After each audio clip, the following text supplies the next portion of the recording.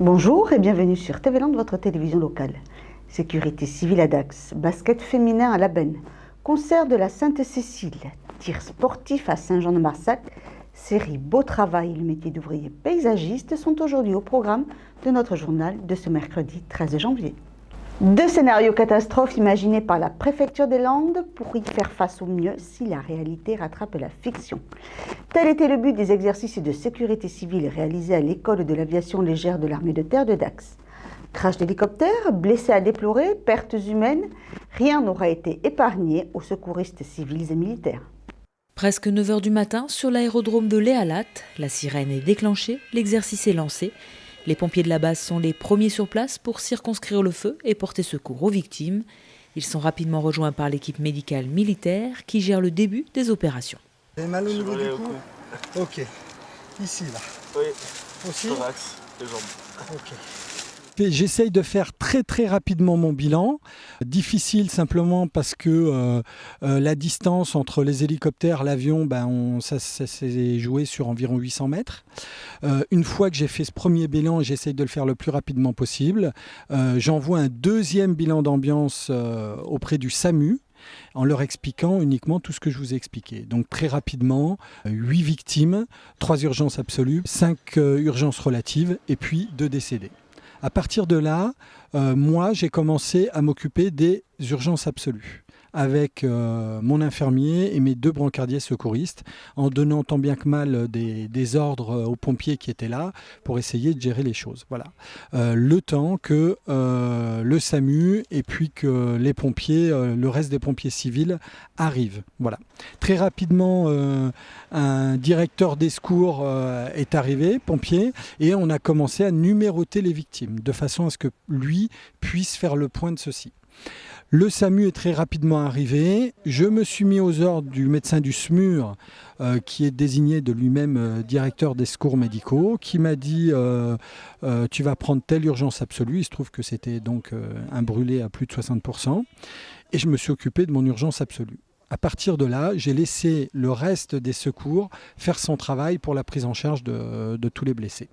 Afin d'éprouver au mieux le dispositif opérationnel, tout se déroule en conditions quasi réelles. Mis à part les gens qui sont chargés du montage de l'exercice, qui sont au courant de la date de l'exercice et du scénario général, l'ensemble des autres intervenants ne sont juste au courant que de la date et de l'heure de l'exercice. Après, le reste, c'est une méthode de la découverte, comme dans la réalité, c'est-à-dire que lorsque les secours s'engagent, ils sont face à une situation qu'ils ont à gérer. Victime numéro 4, homme, 23 ans, pris en charge par VSAV2 Dax. Urgence relative. Alors le but de l'exercice, c'est essentiellement de travailler la coordination entre une institution militaire, les services de la préfecture et les services de secours, plus un certain nombre de services d'État qui gravitent autour de la sécurité aérienne.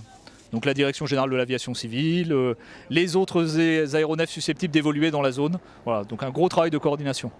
Ce type d'exercice grandeur nature est essentiel pour toutes les équipes qui peuvent ainsi répéter leur gamme, mais aussi tester de nouveaux dispositifs. Toutes les infos sont remontées de manière vérifiée, coordonnée, c'est un peu toujours l'enjeu d'avoir des bilans contradictoires. Sur ce point-là, ça a bien fonctionné. Un point sur lequel nous on a amélioré, c'était l'occasion de tester. On développe les moyens de transmission et de sécurisation, Internet, des choses comme ça, directement des outils mobiles. Donc c'est encore là des points sur lesquels on a travaillé. Alors ça fonctionne. Maintenant, il faut avoir l'interface homme-machine qui puisse être développée et sécurisée. On a rarement des accidents et je pense que ça permet de se remettre en cause avant tout et de voir ce qui pêche, ce qui ne pêche pas. Donc ça peut être que positif. À l'issue de ces 2 exercices, 2 debriefings sont prévus avec tous les intervenants afin de relever les points positifs et négatifs et pouvoir ainsi améliorer le dispositif opérationnel. Après la trêve de Noël, sportifs et sportives ont repris le chemin des entraînements, mais aussi des compétitions. En basket, les féminines de La Benne recevaient la belle équipe chalossaise de Castelgaujac. Pour ce premier match de reprise, les basketteuses de La Benne recevaient les joueuses des cadets de Chalosse de Castelgaujac, une équipe du haut du tableau. Mais c'est l'équipe qui est en tête du classement et c'est surtout l'équipe qui est la plus régulière depuis le début de saison parce que dans cette poule, tout le monde peut battre à peu près tout le monde. Voilà, seulement elles ont une équipe athlétique, elles ont des grandes joueuses et surtout de très fortes joueuses. Donc on a fait un très gros match, je suis fier d'elles parce qu'on a fait un match solide, En défense déjà, on a très bien défendu, puis surtout en attaque où on a enfin trouvé un peu de fluidité, quoi. Donc c'était sympa.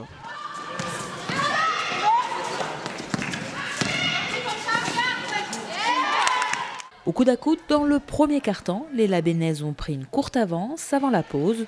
Une avance qu'elles ont confortée dans le troisième et dernier quart-temps avec beaucoup d'envie et d'engagement. C'est vraiment le message que j'essaye de faire passer depuis le début de saison, de rien lâcher sur chaque ballon parce que vous pouvez s'apercevoir que, je ne sais pas si c'est dû aux années précédentes, mais qu'elle doutait rapidement. Dès qu'elle menait, qu'elle se faisait rejoindre, elle doutait rapidement. Donc ça nous a coûté un ou des matchs. Mais là, le mot d'ordre dans le vestiaire, c'était vraiment de se battre sur chaque ballon et puis elles étaient motivées du fait qu'elles soient premières, quoi. Ce que je vais retenir, d'une part, c'est l'assise défensive qu'on a eue, surtout leur engagement. Ensuite, la qualité de jeu offensif qu'on a eue, puisque c'était fluide, on a trouvé beaucoup de bonnes solutions. Maintenant, on a encore quelques errements en attaque où des fois, est-ce que c'est par un peu de stress, est-ce que c'est un peu par suffisance, où on perd des ballons qu'on ne devrait pas perdre. Et un petit peu dans la sélection de tir, puisqu'il y a une ou deux fois où ça a été un peu forcé. Voilà. En s'imposant 59-45, la Benne prend la 3e place de la poule à un match de la phase retour. Un classement certes provisoire, mais qui laisse espérer des jours meilleurs pour les féminines qui ont connu 2 relégations en 2 saisons.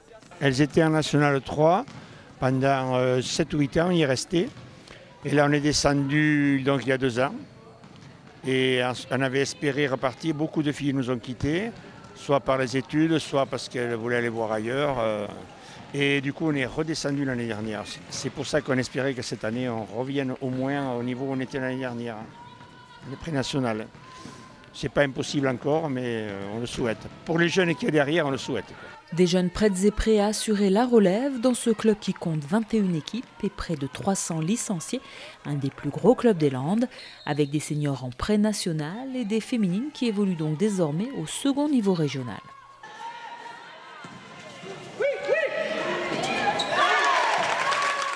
Dimanche prochain, les Labennaises recevront le Stade Montois, juste derrière elles au classement, pour le dernier match de la phase aller. Une rencontre importante pour les joueuses de la Benne qui comptent sur le soutien de leurs supporters. Continuons à présent sur une note plus légère. Avec 2 représentations en l'espace d'une après-midi, l'Harmonie Lanais a montré qu'elle ne manquait ni de coffre ni de talent. Du répertoire classique aux bandes originales de films, l'orchestre d'Aqua a enchanté à plus d'un titre les amateurs de musique. Suite aux attentats du 13 novembre, l'Harmonie Lanais a dû reporter leur concert de Sainte-Cécile à ce samedi 9 janvier. 80 musiciens amateurs étaient alors sur la scène de l'Atrium de Dax afin d'interpréter un show musical. Alors d'habitude pour ces concerts de Sainte-Cécile, nous avons l'habitude d'avoir un fil rouge. Hein. Et il y a eu les musiques de films, les grands compositeurs américains, musique contemporaine et autres. Cette année, c'est le plaisir, tout simplement. Le plaisir en reprenant des compositions que nous connaissions, mais des compositions nouvelles, très variées, puisque ça va des compositions des grands classiques, comme le Boléro de Ravel. Nous allons évoquer aussi des musiques de films, la musique du dessin animé The Incredible.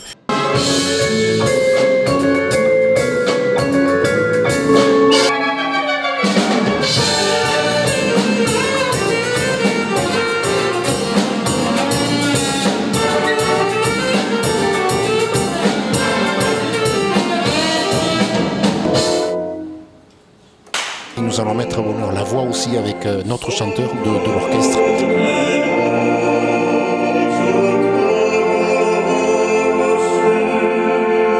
Enfin, un répertoire très varié et plein d'émotions aussi parce qu'il y a des musiques de films et quand j'évoque la liste de Schindler voilà, qui est un film et une musique à pleurer, il n'y a pas d'autre mot. Le vieux fusil, vous voyez, toutes ces musiques qui sont connues bien sûr par les films et les films sont connus aussi par les musiques.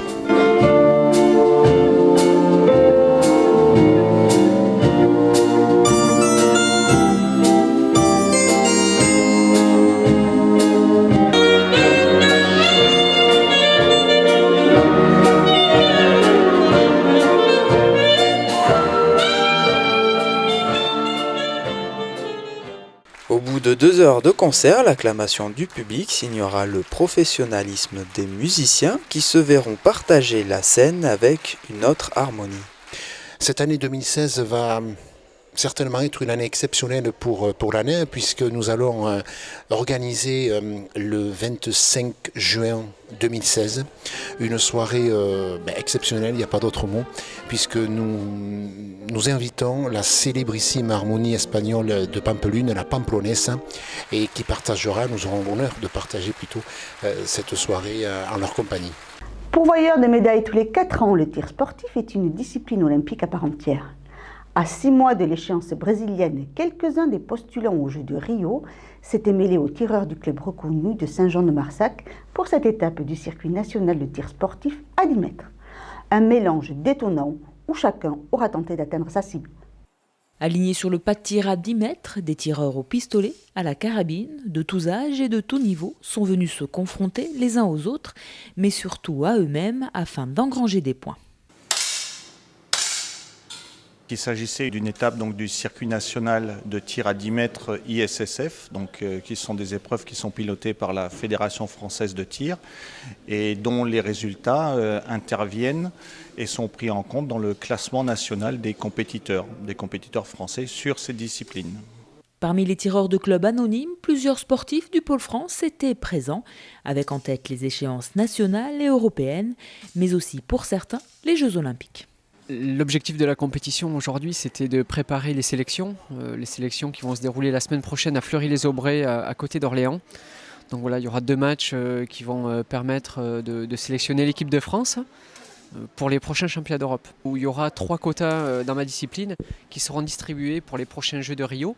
Donc c'est vrai que c'est une étape vraiment importante. Moi, j'ai toujours pas gagné de quotas, donc ça sera la dernière échéance pour moi pour accéder aux Jeux olympiques. Pour Stéphanie Tirode, déjà présélectionnée, en plus des entraînements quotidiens, les compétitions lui permettent de parfaire sa concentration et sa capacité d'adaptation aux différents pas de tir. C'est important d'aller sur des stands différents parce que c'est la mise en situation qui est importante. On répète tout le temps ses gammes, on a l'échauffement, on a les essais, le match, tout ça c'est important. C'est une mise en situation qu'il faut jamais oublier. Donc c'est important de la répéter très très souvent. Pour le TSCA de Saint-Jean-de-Marsac, recevoir de tels sportifs est une belle vitrine pour le club. C'est un grand plaisir parce qu'il valide, le sérieux de notre organisation. Et ils sont un exemple, pour tous les pratiquants du tir et pour les compétiteurs de notre club qui peuvent, admirer leur technique et leurs résultats. Ce matin, ça s'est bien passé. Voilà, c'était agréable. Ça faisait un petit moment que je n'étais pas venue tirer à Saint-Jean-de-Marsac. Ça s'est plutôt bien passé. C'est un bon match de préparation. Je venais de faire un stage il y a 2 jours. Et donc, j'ai pu mettre en place les choses qu'on avait vues sur ce stage. Pour moi, c'est vrai qu'actuellement, c'est un peu difficile. Je pars de loin, on va dire, en termes de résultats, avec une année 2015 très dure. Des contre-performances, donc une perte de confiance. Là, je revenais bien et sur la lancée aujourd'hui, j'ai pas trop mal tiré, on va dire, même si les scores sont pas encore vraiment de très haut niveau. Mais ça me donne en tout cas une forme de confiance et pour la suite des échéances. La suite, ce sont les championnats de France à Tarbes, du 9 au 13 février, avec 8 tireurs du TSCA, puis les championnats d'Europe. Et pour les meilleurs, direction Rio au mois d'août. Avant de nous séparer, je vous propose de retrouver notre série Beau Travail avec Laurent, ouvrier paysagiste. Laurent a 43 ans. Il aime le bricolage, le quad et son métier. Laurent est ouvrier paysagiste. Alors, je prépare les sols, je taille, je coupe, je tonds. Je peux créer un jardin en fonction des envies et des budgets des clients. Et je peux également entretenir son jardin toute l'année. Laurent est bien sûr un expert en végétaux. Il est minutieux et possède un certain sens de l'esthétique. Il faut imaginer comment va évoluer le jardin en fonction des saisons et des essences. N'importe quel jardinier du dimanche ne peut pas exercer ce métier. Monsieur, je suis le roi de la tondeuse. Vous m'engagez ? Et non, savoir tondre, ça ne suffit pas. Il faut des vraies compétences pour ce métier. Ce que j'aime, c'est travailler dehors, voir l'évolution des plantes. Et puis, c'est tellement agréable de voir un beau jardin. Laurent a un BEP et des formations en alternance permettent aussi de devenir ouvrier paysagiste pour gagner 1 450 € par mois. On en recherche 15 000 par an et des offres sont disponibles sur beautravail.org. Je sais tailler aussi les haies, hein. C'était Beau Travail avec le MEDEF. Voilà, cette édition est maintenant terminée. Je vous remercie de nous avoir suivis et vous donne rendez-vous vendredi pour un prochain journal de TV Land, votre télévision locale. En attendant, je vous souhaite une excellente journée.